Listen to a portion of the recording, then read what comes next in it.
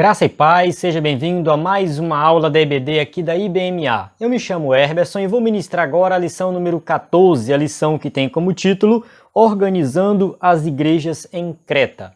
Na verdade, este título é um título que faz referência ao capítulo 1 da carta de Paulo a Tito. Aí, nesse jovem pastor Tito, Paulo escreve algumas instruções para Tito. Já tivemos a primeira aula que falou desta carta de forma geral, e agora nesta aula nós vamos comentar do versículo 5 até o versículo 16. Então, Organizando a Igreja em Creta seria o título desta passagem aqui, tá? Do versículo 5 ao versículo 16 do primeiro capítulo da carta de Paulo a Tito.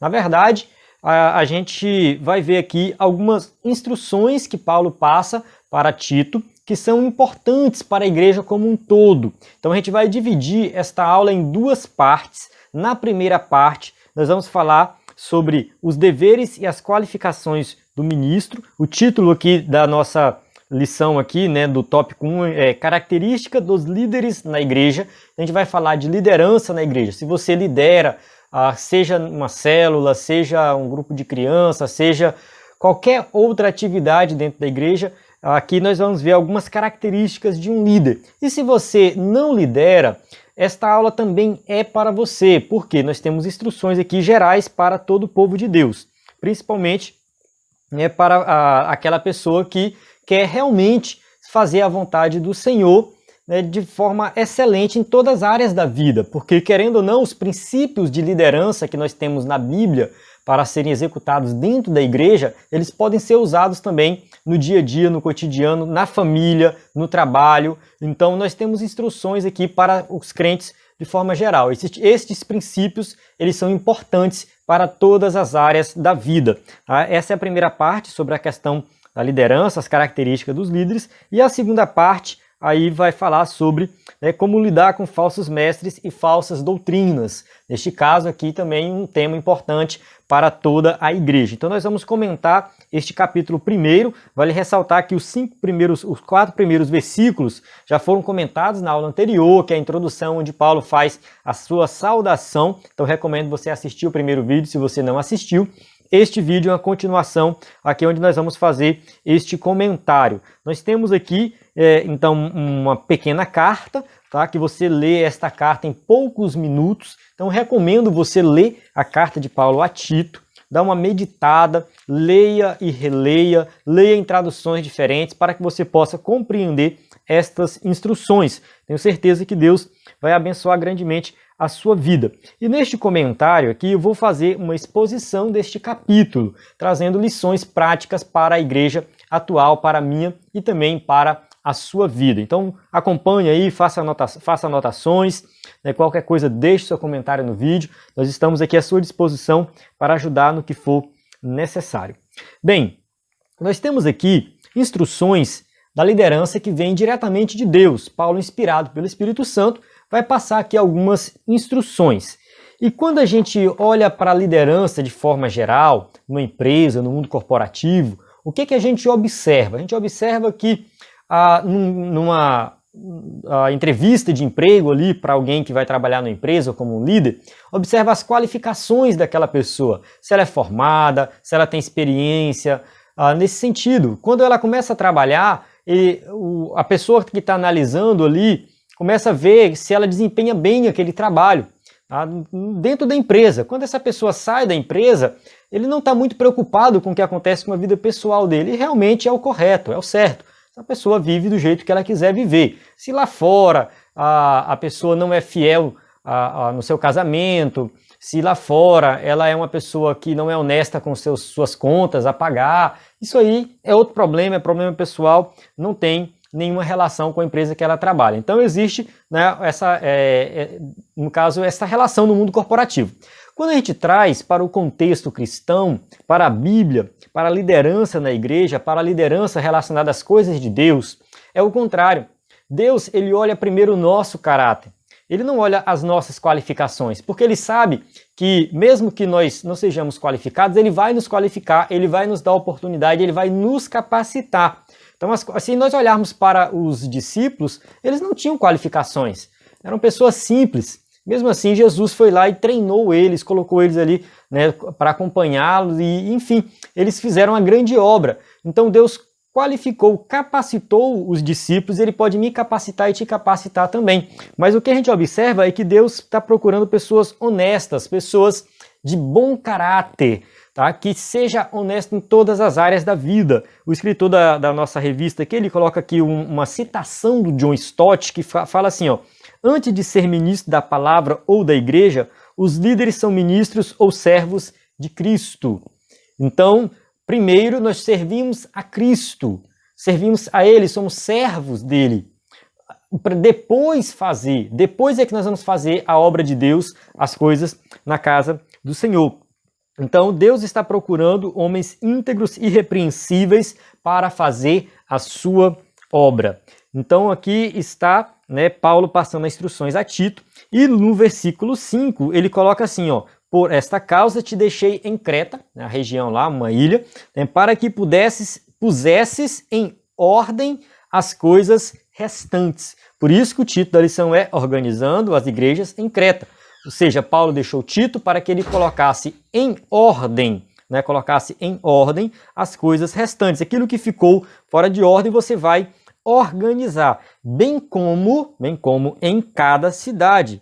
Constituístes presbíteros, conforme te prescrevi. Então ali a gente observa o que? Tito, segundo a orientação de Paulo, ali treinando outras pessoas para tomar conta de várias igrejas. No caso aqui ele cita presbíteros. O objetivo da carta não é traçar ou afirmar qual o melhor modelo eclesiástico, né, para a igreja. Esse não é o objetivo desta carta. Tá? Tem gente que vai, aqui está falando, está defendendo o modelo dos presbíteros, né, os presbiterianos. Né? Aí outros vão falar, não, isso aqui não é o modelo episcopal, não, é o modelo congregacional, não é o objetivo da carta, tá? Aqui a gente não tem esse objetivo. Na verdade, aqui está Paulo, um apóstolo chamado por Jesus Cristo, assim como ele afirma, né? Apóstolo de Jesus Cristo, para promover a fé. Ele está passando aí para Tito a responsabilidade de tomar conta de algumas igrejas e Tito vai ali separar alguns para presbítero, para que eles possam liderar, ensinar e pregar nas igrejas. Por esse motivo, Paulo vai fazer aqui algumas observações sobre as características destes líderes. Então, nós vamos entrar no tópico 1, né, as características dos líderes na igreja. Então, o tópico 1.1 fala assim: irrepreensíveis no casamento e na vida familiar. Por quê? Porque aqui ele começa no versículo 6 dessa forma, ó: alguém que seja irrepreensível, marido de uma só mulher, que tenha filhos crentes, né, que não são acusados de dissolução, nem são insubordinados. Então aqui a gente vê, né, uma instrução de que este líder, antes dele liderar alguma coisa na obra de Deus, que seja uma igreja, que seja um grupo de adolescente, de criança ou uma célula, que qualquer que seja a função, ele tem que liderar primeiro a sua família. Ele tem que liderar dentro de casa. Então a liderança começa dentro de casa. Daí é que vai para o ministério na igreja. Então aqui ele vai falar marido de uma só mulher, né? Com certeza ele está falando da questão aqui de que o líder não deve ser alguém que pratica ou que vive em adultério. Nesse sentido aqui, muita gente entra muito pelo lado do divórcio e tal, mas não é isso, eu não vejo dessa forma e também não vou entrar em detalhes nessa questão, né? Mas eu vejo mais aqui uma orientação de Paulo falando realmente de alguém que está com o casamento organizado, é fiel no casamento e tem também ali filhos que são obedientes. Então é uma família que está estruturada. Então dirigir a casa do Senhor primeiro tem que dirigir o próprio lar. Vamos lá, o tópico 1.2, está dentro do tópico 1 ainda, subtópico 2. Irrepreensíveis no caráter. Versículo 7, ele começa a dar algumas características do caráter deste líder. Ele fala assim: porque é indispensável que o bispo, aqui a tradução usa bispo, tá? Algumas outras traduções colocam pastor, mas está falando da mesma pessoa. Então o bispo seja irrepreensível como despenseiro de Deus, não arrogante, não irracível, não dado ao vinho, nem violento, nem cobiçoso, de torpe ganância, Essas características Paulo cita também lá em Timóteo, tá? Essas características são citadas também quando Paulo escreve a Timóteo, então é bem parecido aqui. Então aqui a gente vê, né, o caráter. Então ele vai negar, não seja isso, não seja aquilo. Tá? Ele vai citar, né, por exemplo, arrogante. Tá? O que é uma pessoa arrogante? Uma pessoa que se considera superior aos outros. Né? É um líder que acredita, seja lá qual a razão, que todos são menores do que ele. Só consegue enxergar o outro de cima para baixo. Então a gente vê uma pessoa arrogante, uma pessoa que quer ser melhor do que os outros, quer passar por cima dos outros. O fato de ele estar na liderança, né, ele acha que ele é melhor do que os outros. Mas a orientação bíblica não é essa. Tá? Não é essa. Filipenses capítulo 2, versículo 3 fala assim: não façam nada por interesse pessoal ou vaidade, mas por humildade, cada um considerando os outros superiores a si mesmo. Olha só, né, aqui Paulo escrevendo aos Filipenses, falando para todos os crentes de forma geral, cada um considere o outro superior a si mesmo. Então é totalmente o contrário da arrogância. Aquele líder arrogante, ele está fazendo errado, ele não deve ser arrogante. Irascível, no caso, tem a ver com ira, tá? Faz, né, nesse caso, uma ira algo recorrente. Uma pessoa que vive irada, revoltada, ela se revolta por qualquer coisa. Então, um líder não pode ser dessa forma, ele tem que ser tranquilo, ele tem que ser manso. Tá? 2 Timóteo 2,24 fala assim, ó, o servo do Senhor não deve andar metido em brigas, mas deve ser brando para com todos. Então, assim deve ser um líder cristão. Tá? Dado ao vinho, tá? Aqui a gente vê mais uma instrução de Paulo com relação no caso ao vinho. Essa questão do vinho é uma questão um pouco polêmica. A maioria dos teólogos entendem que não há uma proibição para o consumo de vinho, desde que seja moderado. Entretanto, né, temos orientações bíblicas com relação ao exagero, né, do vinho ou de qualquer bebida alcoólica. Aqui a gente tem algumas passagens, né, que vai falar que o vinho é enganoso, né? Abacuque 2,5, ele é enganoso. Às vezes a pessoa fala, vou tomar só um copinho, mais um copinho, mais um copinho.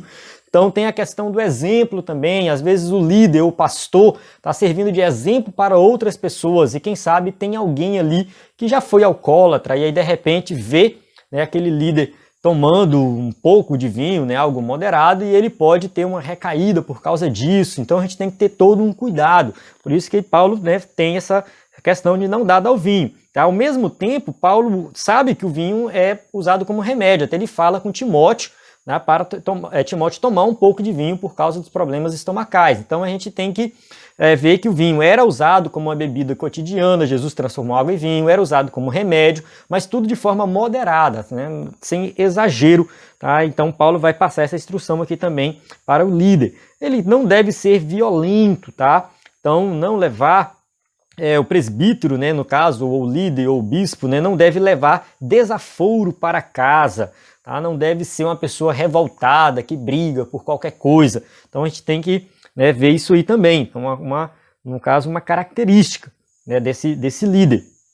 O que a gente está colocando aqui não é que a pessoa deve ser perfeita, tá? Não deve ter nenhum probleminha, não, mas quem se propõe em participar da liderança deve buscar melhorar cada vez mais em todas essas áreas, tá? Tem que ser exemplo em todas as áreas.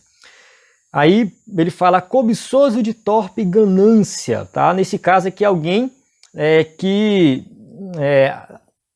é ganancioso e pensa muito nas coisas materiais e quer ganhar muito dinheiro e por isso passa por cima de todo mundo e quer fazer qualquer coisa para ser rico. Tem muito disso também. Paulo instrui Timóteo com relação a isso. Tá? Ele fala com aqueles que querem ficar ricos, que querem ter riqueza. Lá em 1 Timóteo, no finalzinho, capítulo 6, vê aqui o versículo 6, né? Fala assim, de fato, grande fonte de lucro é a piedade com contentamento, porque nada temos trazido para o mundo, nem coisa alguma podemos levar. Tendo o sustento com que nos vestir, estejamos contentes. Ora, os que querem ficar ricos caem em tentação e cilada, e em muitas concupiscências insensatas e perniciosas, as quais afogam os homens na ruína e perdição. Então, o líder ele não pode ser uma pessoa gananciosa, tá? O líder tem que ser uma pessoa equilibrada. Então, assim, ele vai ser um pastor de ovelhas, né? Ele vai cuidar das ovelhas, ele vai cuidar do povo de Deus, ele vai liderar o povo de Deus.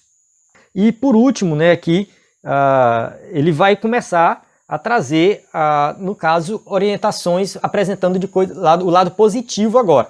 Não seja isso, mas seja assim. A gente vai entrar no tópico 1.3, né, que ele vai falar assim, ó, ser hospitaleiro. Antes, seja hospitaleiro. A hospitalidade no mundo antigo era algo muito comum, tá? Meio que obrigatório para o povo de Deus. Então, se chegasse alguém na sua casa, naquela época, chegasse alguém na casa de um judeu, né, e precisando de dormida, ele tinha que dar. Tá? Se ele não fizesse isso, ele estava pecando. A orientação do Antigo Testamento era nesse sentido, principalmente o estrangeiro. Deus fala assim, porque vocês foram estrangeiro, tá? E agora tem um estrangeiro precisando de ajuda, vocês não vão ajudar? Então, a hospitalidade era muito comum naquela época. Tá? Então, não ser hospitaleiro era algo realmente muito errado e até pecaminoso. Dentro do contexto do Novo Testamento, também a gente observa isso aí. Tá? A hospitalidade fazia parte da igreja primitiva. A gente tem orientação nesse sentido. Trazendo para os dias de hoje, essa questão de ser hospitaleiro, a gente já tem um contexto cultural muito diferente. A gente já tem uma sociedade muito corrompida, que não dá para confiar em qualquer pessoa, então a gente não pode abrir a porta da nossa casa para qualquer um dormir, a gente não pode, né, colocar qualquer pessoa dentro de casa só porque chegou dizendo que é crente, não é bem assim.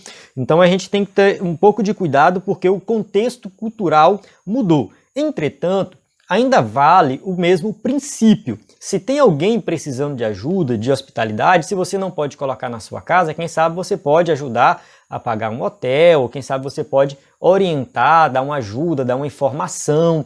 Então, continua valendo o princípio, tá? O princípio da hospitalidade, ele ainda é válido para os dias de hoje.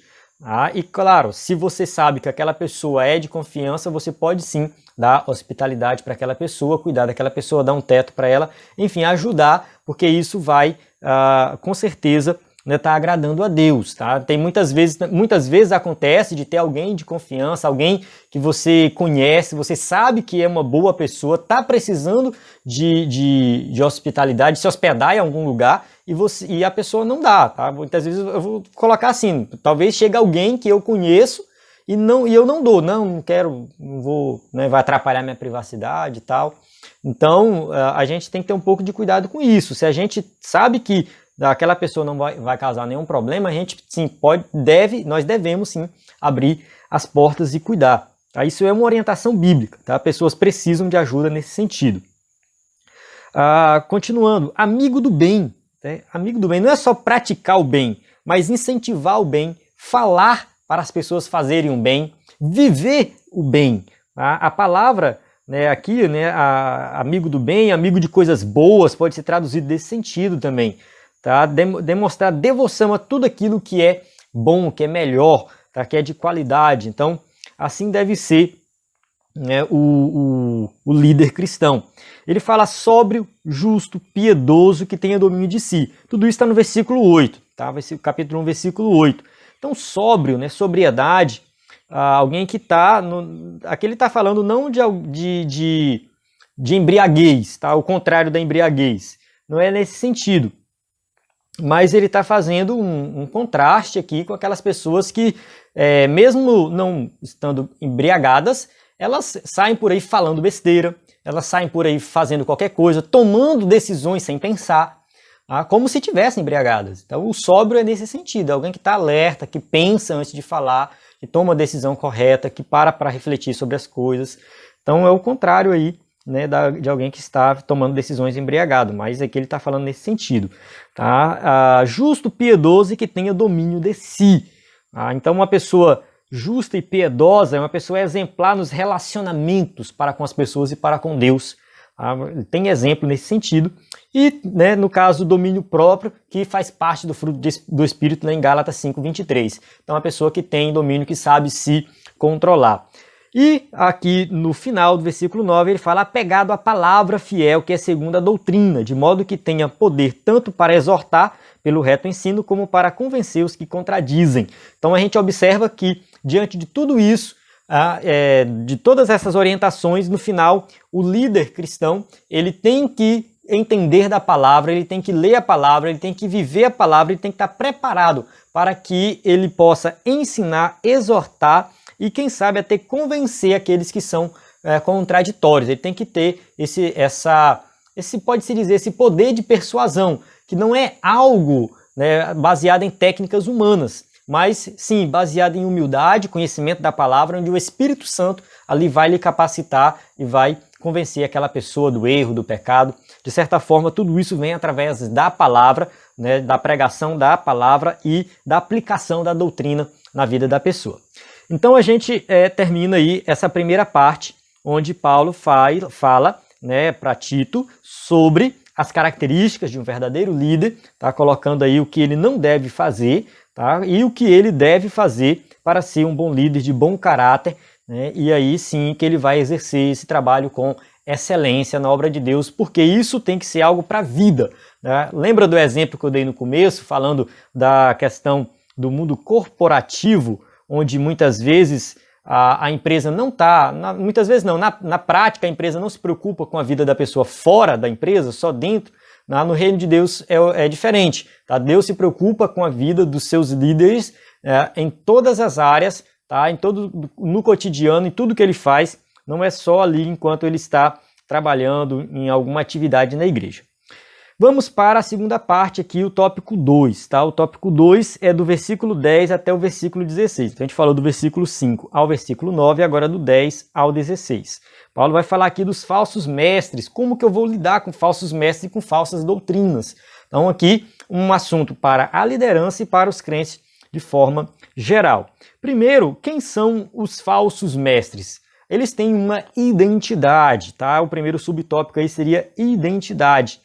A rebeldia é marca flagrante nos falsos mestres, pessoas que não se submetem ao evangelho de Cristo. O Deus delas é o próprio ventre, tá? O baluarte ou a fortaleza delas é uma religião. Então, nesse caso, aqui, se você observar no versículo 10, ele fala assim: existem muitos insubordinados, ou seja, muitos que estão dentro da igreja, que não se submetem às autoridades da igreja, à liderança da igreja, tá? São pauradores frívolos, né? Ou seja, saem falando besteira por aí, enganando as pessoas, especialmente os da circuncisão. Ele cita aqui os da circuncisão porque, muito provavelmente, o problema naquela igreja, naquela região, eram os judaizantes, aqueles que eram judeus, se converteram ao cristianismo, mas continuaram com práticas judaicas, no caso, presos à lei, ao legalismo. Então, por isso que ele coloca aqui a religião, eles se escondem debaixo da religião. Então, são pessoas que não obedecem à liderança, estão presos ao legalismo e têm uma falsa piedade. Então, são pessoas que tentam passar uma ideia de que são piedosos, que são, né, que servem a Deus, mas na verdade não são. Assim como Jesus falou com os fariseus, são sepulcros caiados, tá? Por fora tem uma aparência muito boa, mas por dentro são podres, tem uma podridão muito grande. Então, estes falsos mestres, ele tem uma certa influência negativa, né? Ele fala assim no versículo 11, é preciso fazer calar esses falsos mestres. Por quê? Né? Porque eles andam pervertendo casas inteiras, ensinando o que não devem por torpe ganância. Então, estes falsos mestres, eles estavam andando pelas casas, estavam ali ensinando coisas erradas para as pessoas, corrompendo as pessoas, e isso para satisfazer o próprio ego, ganância própria. Não era em prol do reino de Deus, não era em prol do evangelho. A mensagem do falso mestre não é uma mensagem que glorifica a Deus. A mensagem do falso mestre glorifica o homem, glorifica o próprio pregador, no caso o próprio falso profeta. Tá? A mensagem do falso mestre, ela é terrena, ela é voltada para as coisas materiais e não para as coisas espirituais. Ela não tem como objetivo melhorar a vida espiritual dos crentes. Então a gente tem aqui Paulo falando das características. Então pode-se dizer que não é difícil conhecer. É até fácil conhecer desde que você conheça a verdade, você conheça a palavra de Deus. Eu tenho uma historinha que eu gosto de contar, muito provavelmente já contei em uma aula anterior, que isso também alguém me contou, né? Que o treinamento para pessoas que vão conhecer o dinheiro falso, para saber qual é o falso, é realizado com o dinheiro verdadeiro. Tá? Então, o que as pessoas fazem? Elas pegam o dinheiro verdadeiro, fica pegando no verdadeiro, analisando, estudando todas as características, aí vendo aos olhos e ele tenta descrever as características do dinheiro verdadeiro, pegando nele, no verdadeiro. Porque quando vem o falso, ele já identifica, ele fala, opa, esse aqui é falso. Porque o falso, ele não é único, ele é misturado.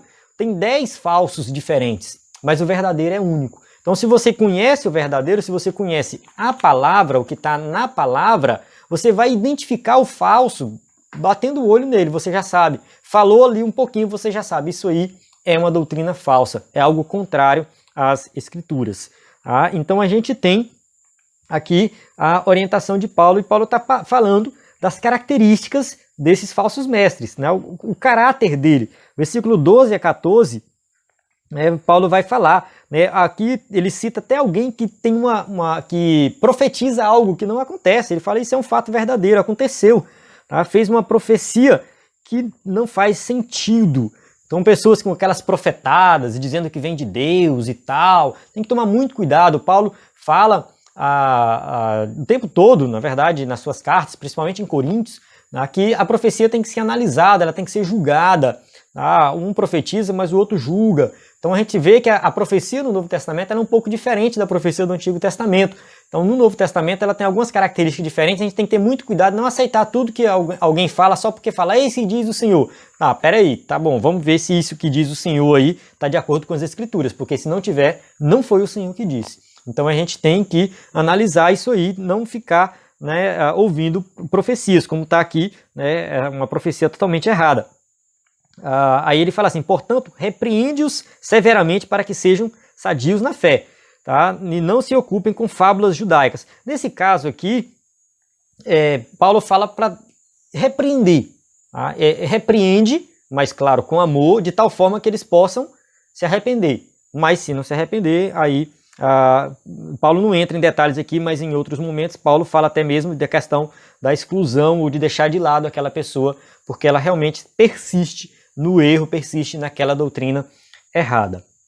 Vamos para o versículo 14, onde ele vai entrar em mais detalhes nos erros praticados pelos falsos profetas. No caso, Paulo falando para Tito, ele fala assim, não se ocupem com fábulas judaicas, nem com mandamentos de homens desviados da verdade.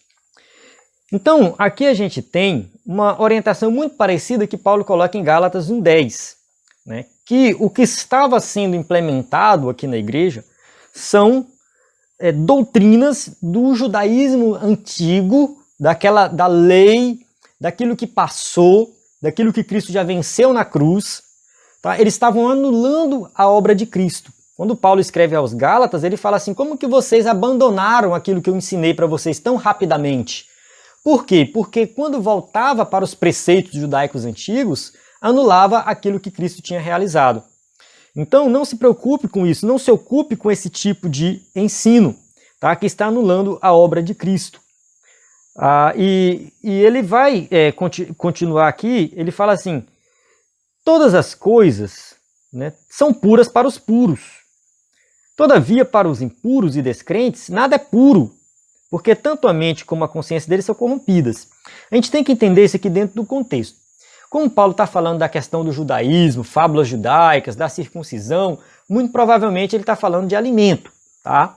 Então, na religião judaica, tinha alimentos puros, alimentos impuros e tudo mais, né? Mas no Novo Testamento a gente vê que não é bem assim. Tá? Considera-se puro tudo aquilo que Deus fez, tudo que Deus purificou já é puro. Mas aí Paulo fala assim, para aqueles, né, no caso todas as coisas são puras para os puros. Pronto, você é puro, aqueles alimentos são puros para você. Mas aqueles que são impuros e descrentes, eles começam a dizer que aquilo não é puro, aquilo pode, aquilo não pode. Começa a criar um sistema do que pode e do que não pode, como se você tivesse uma lista para fazer de coisas para depois entrar no céu. E a obra de Cristo é anulada. Então isso é legalismo. Tentar ser salvo através de uma lista de coisas para fazer. Você faz isso aqui e você vai ser salvo. Então isso aqui vai te conduzir à salvação. Então isso aqui pode, isso não pode, isso pode, isso não pode. Seria nesse sentido, tá? E aí, por isso que ele coloca aqui, né? Todas as coisas são puras para os puros. Ou seja, se você está em Cristo, você não tem que ficar preocupado com isso que pode e que não pode com relação aos alimentos e muitos preceitos judaicos que eram ensinados na igreja naquela época, que no final das contas anulava a obra de Cristo, tá? As pessoas queriam ser salvas pela lei e não pelo sacrifício de Cristo. E Paulo vai bater muito nessa tecla e falar muito que nós temos que crer em Jesus, tá? É por meio de Cristo, não por meio, né, dos preceitos da lei que nós vamos ser salvos. Tá, continuando, para, no caso aqui, encerrar o capítulo, vai no versículo 16. No tocante a Deus, professam conhecê-lo, entretanto negam por suas obras. Então aqui, o último subtópico aqui é professam conhecer a Deus, mas pelas obras os negam. No caso, abrir a boca e falar de Deus, falar que ama Deus, que conhece Deus, isso qualquer um faz. Tiago coloca na sua carta que os demônios creem que estremece, mas eles não praticam as obras de Deus, as coisas boas, tá? Então, falar de Deus, abrir a boca e falar de Deus, mas a prática, a vivência não tem relação nenhuma com as coisas de Deus, essa pessoa não é salva, ela não tem Deus na vida. Tá? Não é só falar de Deus, mas é viver. Está escrito aqui, no tocante a Deus, professam conhecê-lo, entretanto o negam por suas obras, por suas atitudes, por suas ações. Tá? É por isso que são abomináveis, desobedientes e reprovados para toda boa obra. Então esses são o quê? Reprovados. Esses aí, esses falsos mestres, eles têm uma aparência de piedade. Eles começam falando de Deus, eles falam de amor, eles falam de coisa boa, mas no final das contas, a vivência, o cotidiano, aquilo que eles praticam no dia a dia, não condiz com a realidade, com a mensagem que eles pregam. Então está errado, não tem nada de Deus na vida dele. Então por isso que é chamado de abomináveis, são abomináveis. E aqui fica a instrução para que nós possamos conhecer quem são os falsos mestres e quais são as suas doutrinas. Naquele contexto, as doutrinas erradas estavam vinculadas ao judaísmo, estavam vinculadas às ações da lei que tinham como objetivos alcançar a salvação, que na verdade era uma interpretação errada da lei, porque a gente sabe que tudo no Antigo Testamento apontava para Cristo, mas uma parte dos judeus daquela época da igreja primitiva, na época de Jesus, deturparam a lei e queriam alcançar a salvação pela lei, e o combate de Paulo foi em cima disso. Tá? A gente observa Paulo combatendo esse tipo de legalismo que entrou na igreja. Trazendo para os nossos dias, acontece muito também, muitas vezes, vem dizendo que para ser salvo tem que ser assim, tem que fazer aquilo, tem que ter isso, tem que ter aquilo. Tem alguns costumes, muitas vezes, são colocados como obrigatórios. Eu vou dar exemplos aqui. A mulher não pode cortar o cabelo, se cortar o cabelo, né, não é salva, não pode usar brinco. A mulher não pode usar calça. O homem não pode usar bermuda. Não pode usar camisa de manga curta, tem que ser manga comprida, senão não é salvo. Então esse tipo de comportamento, esse tipo de regra, isso é legalismo, tá? Isso é legalismo, tá anulando o sacrifício de Cristo e colocando a confiança da salvação em costumes, tá? Em usos e costumes, e não na obra de Cristo, na obra redentora de Cristo. A gente sabe que usos e costumes mudam com o passar do tempo, é cultural, tá? Muda. Tá? Então a gente não pode vincular a salvação a uma cultura específica, que era o que estava acontecendo ali naquela igreja, e muitas vezes acontece nos dias de hoje. Então, esses falsos ensinos, eles vêm de várias formas. Isso aqui que eu dei foi só um exemplo. Mas qualquer ensino que visa anular o sacrifício de Cristo, que visa acrescentar algo ao sacrifício de Cristo, ou retirar algo do sacrifício de Cristo, está errado. tem que ser somente Cristo. A gente tem que ficar firme nisso, somente Cristo. A defesa que Paulo está fazendo aqui é justamente essa defesa, de que somente Jesus salva, a salvação é pela graça, né, mediante a fé em Cristo Jesus, e somente isso é que salva. Todo falso ensino, todo falso profeta vai deturpar esta mensagem e nós não podemos nos desviar dela. Amém? Então, eu encerro aqui, tá? Como você viu, esta carta, esse primeiro capítulo da carta de Paulo a Tito, tem duas divisões. A primeira parte fala sobre a qualificação de um líder cristão e a segunda parte sobre os falsos mestres e as falsas doutrinas. São dois temas interligados, porque se você quer ser um líder, você tem que conhecer as falsas doutrinas. E se você é um liderado, você tem que reconhecer a autoridade do seu líder, você tem que seguir o que o seu líder ensina e aprender também a reconhecer os falsos mestres e as falsas doutrinas. Eu encerro aqui. Graça e paz. Até a próxima aula.